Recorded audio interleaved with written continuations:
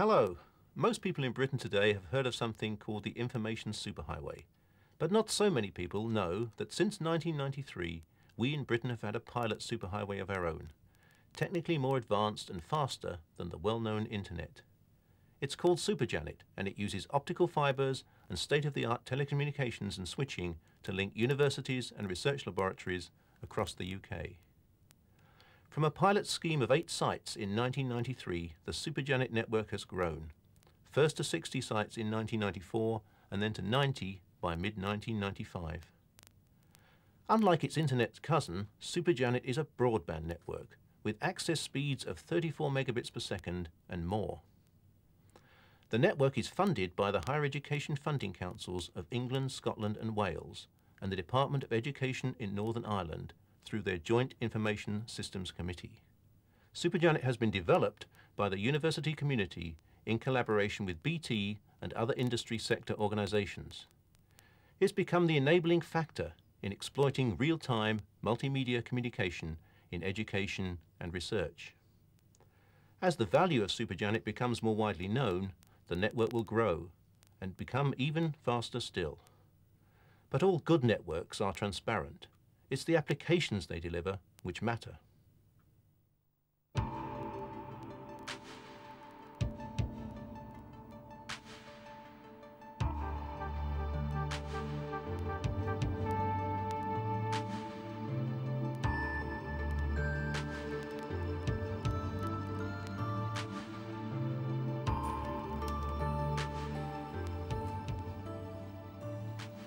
From a small laptop computer, a lecturer can use the SuperJanet network to call up his own support material from a central image resource or server. Still pictures, video clips, or other pre-recorded material can be delivered simultaneously to each of the sites taking part. SuperJanet is used by surgery departments in 6 collaborating universities across the UK and gives access to a larger pool of expertise and case studies than any other single institution could provide on its own. Not only can the lecturer address a live audience at his home university by means of a video link made possible by the SuperJanet network, he can also be viewed at 5 other universities which can interact with him at his home site. Live demonstrations of surgery can also form part of a lecture, with the surgeon explaining the procedure firsthand. For some months, and you can see from the X-ray he has a complicated situation.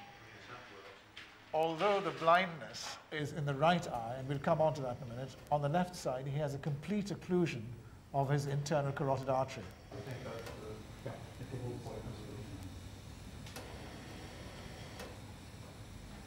SuperJanet allows us to actually do something which is not possible without really first-class camera work that is involved in this field. It is possible to get a close-up on the operative field in such a way that even the naked eye cannot match that sort of view.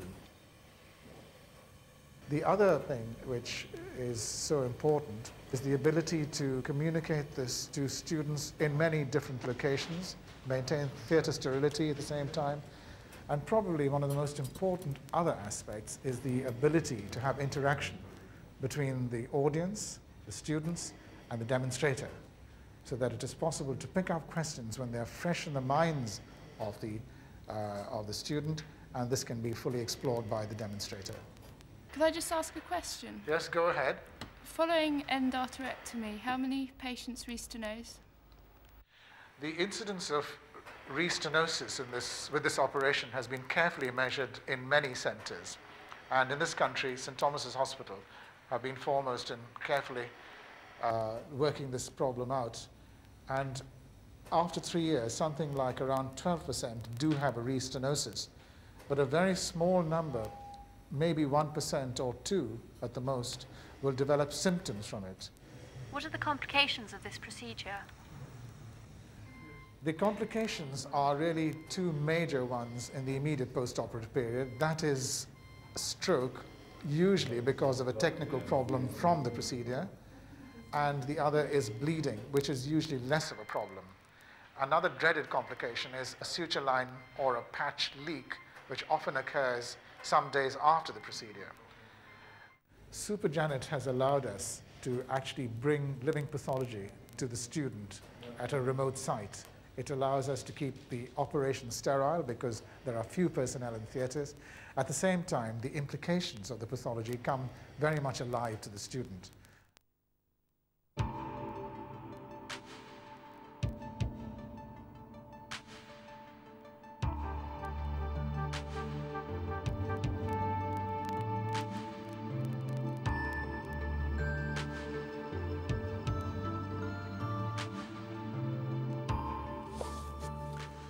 Until now, almost all the knowledge that we have has been transmitted through the medium of paper.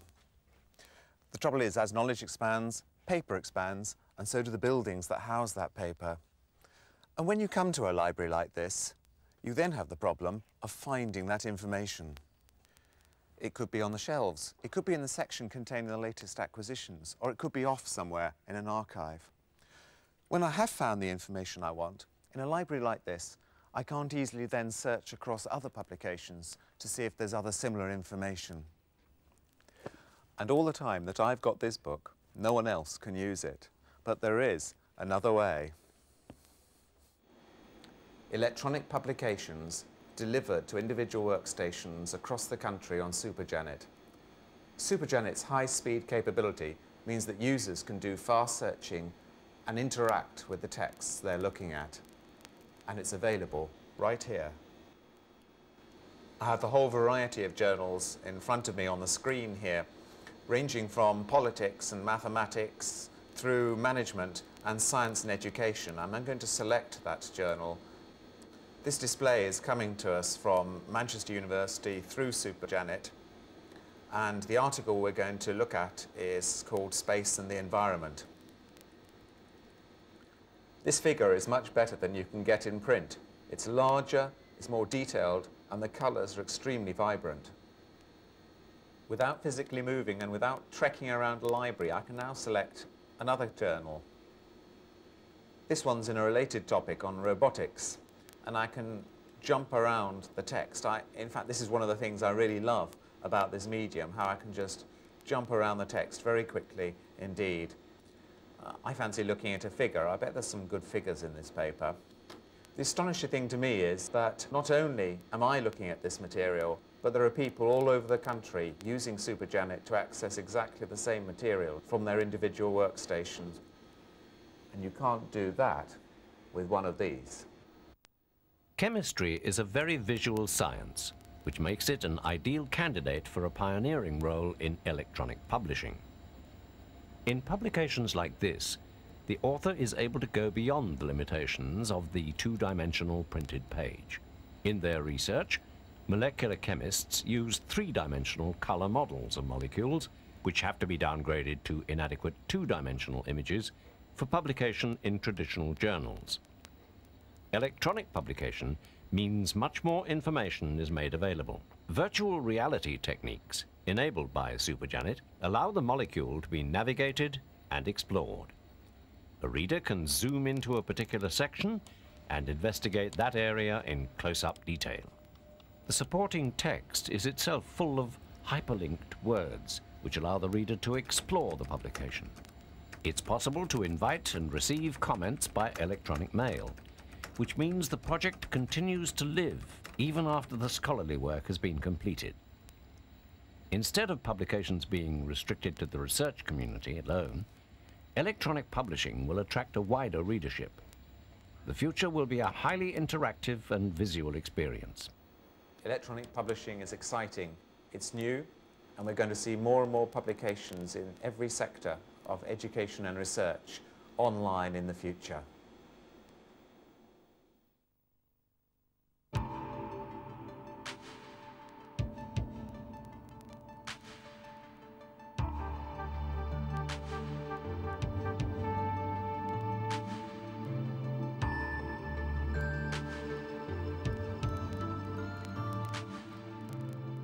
The SuperJanet network could revolutionize language teaching by making it possible for me to talk face-to-face with my students, although I happen to be in Exeter and they are spread across the network in other parts of the country. New software developments have been made by UCL and Exeter University jointly. You are now watching and listening to the results. So, let's get on with the lesson. Bonjour Tom. Bonjour Marie. Bonjour Alicia. Bonjour Marie-Danielle. Bonjour James. Bonjour Marie-Danielle. Ça va? Oui, ça va, merci. Alors, aujourd'hui, on va reviser le conditionnel. J'ai mis un texte pour vous au tableau. Network tutorials like this shouldn't be mistaken for traditional video conferencing. Here, SuperJanet enables the use of a rich multimedia environment where each workstation has the same sophisticated level of interactivity as all the others. Oui, très bien. Tu peux continuer, s'il te plaît, Tom? Oui. Alors, je voudrais avoir l'aide d'une amie. Oui, tu peux écrire, s'il te Oui. plaît?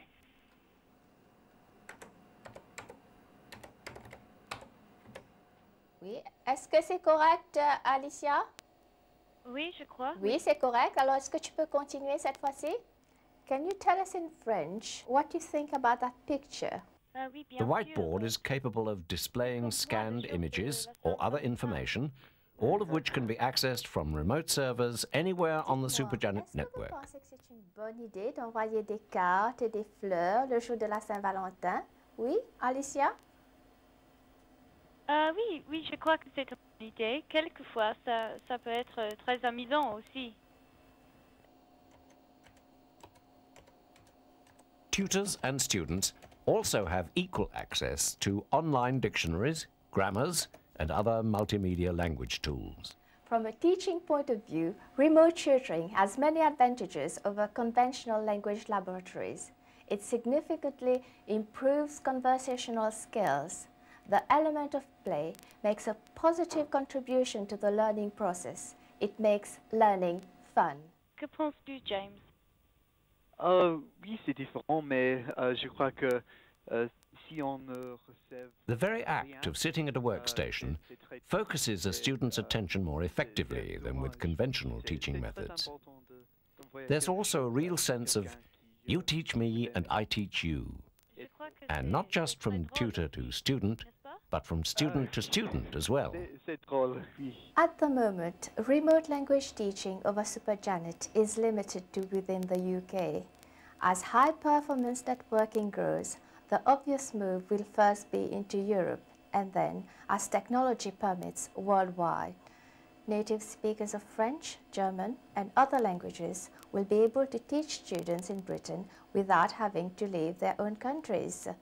The mind boggles. Or should that be on croit rêver?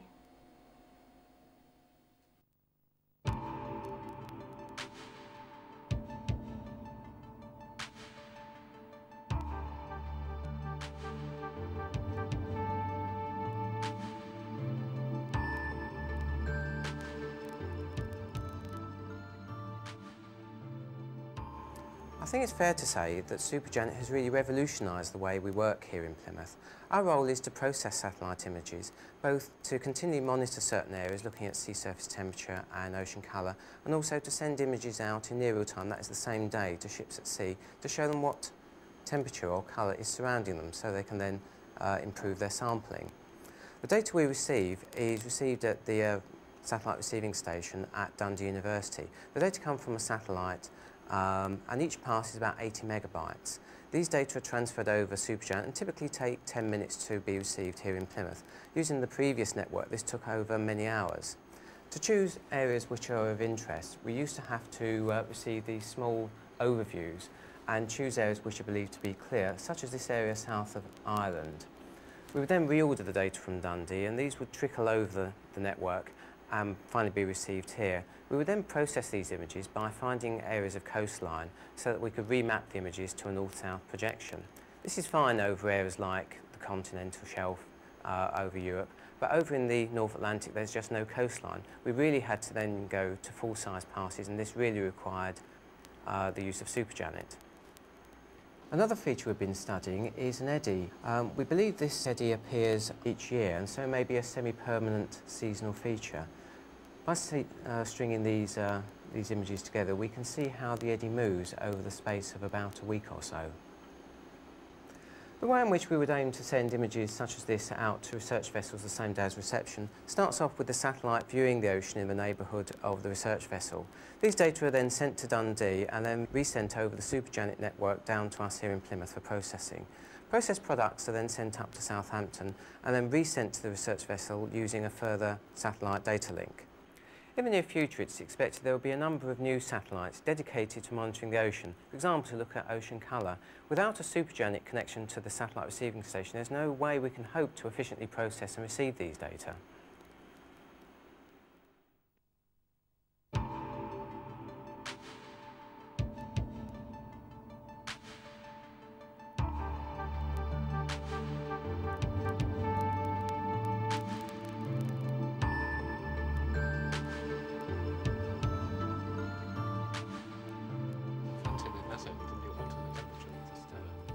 In science, researching, teaching and experimentations are rarely done in isolation.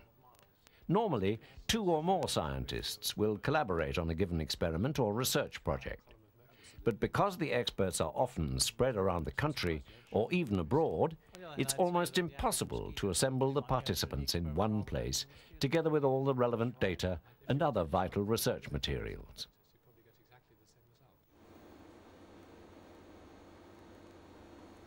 One of the beauties of a broadband network such as SuperJanet is it allows us to set up virtual laboratories across wide distances. For example, my colleagues Ben Whittaker at Leeds University and Jonathan Goodman at Cambridge University have collaborated on understanding the properties of an anti-malarial drug called halofanthrin. SuperJanet also allows us to exchange chemical information across the network and discuss the molecules in real time. We have on our screen here already set up a video conferencing link to Cambridge and to Leeds universities, and we're about to start discussing the chemistry. Hello, Henry. Hello, Henry. The electronic whiteboard is a shared workspace where we can exchange our ideas.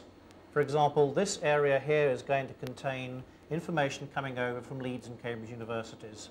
This particular shot is of a molecule transmitted by Ben. This is some spectroscopic information garnered by Jonathan Goodman. And this is the molecule that we're all interested in. Hi Ben, I gather you've discovered some interesting interactions in the molecule halofanthrin. Could you show us the hydrogen bond that you suggested we might be able to find in it? Yeah, sure, Henry. If you look at this region around here, oops, there we go. Look at that region there, this region here. It's the interactions there and there that are responsible for the action. Jonathan, I gather that you've done some chromatography in this molecule. What does that reveal? If we look at these top 2 traces, then there are 2 peaks, which is what we want. Unfortunately, the molecule we have just has 1 peak, as we can see at the bottom. That means we can't separate the 2 mirror images of this molecule. It's important to remember that when scientists collaborate, we don't need to engage in conversation all the time. Very frequently, we can work independently on a piece of research and only later want to share our results. SuperJanet gives us a very effective way of achieving this.